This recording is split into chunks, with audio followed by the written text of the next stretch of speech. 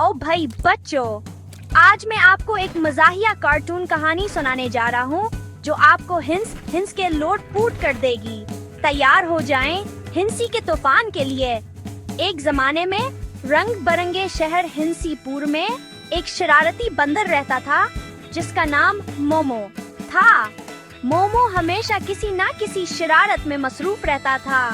एक धूप वाली सुबह मोमो ने फैसला किया कि अब वक्त आ गया है कि वो अब तक की सबसे बड़ी शरारत करे।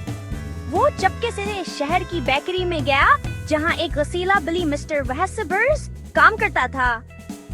मिस्टर वेस्पर्स को अपनी परफेक्ट पेस्ट्रीज से बहुत प्यार था और गंदगी से सख्त नफरत। मोमो के पास एक प्लान था। इसने तमाम चीनी को नमक से बदल दिया। क्या आप तसव्वुर कर सकते हैं कि वो पेस्ट्रीज कितनी नमकीन होंगी?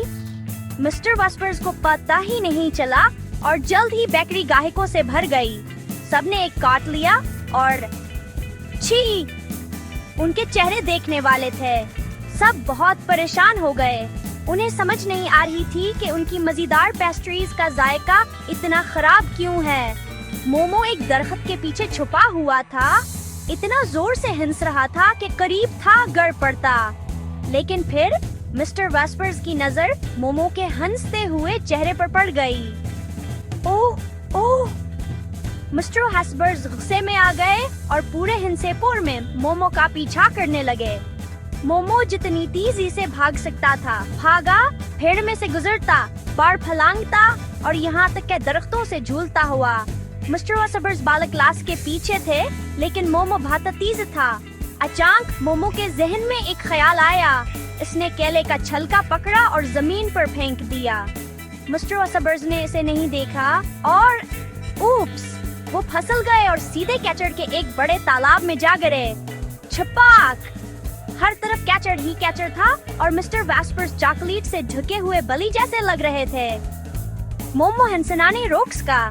शहर वाले जो पीछा दिख रहे थे वह भी हंसने लगे। यहाँ तक कि मिस्टर वेस्पर्स को भया बने मजाक खेजरों पर हंसी आ गई और बसाई से ही पूरा शहर हंसी से भर गया। अस्तिन से मोमो और मिस्टर वेस्पर्स बेहतरीन दोस्त बन गए। वहाँ भी शरारतें करते थे लेकिन अब हम मिलकर करते थे और पूरे हंसीपुर में खुशियाँ और हंसी फैलाते थे। तो बच्चों, याद रखो, हंसी बेहतरीन दवा है। यहाँ तक का सबसे गसीला बलीब या एक अच्छी शरारत से हंस सकता है।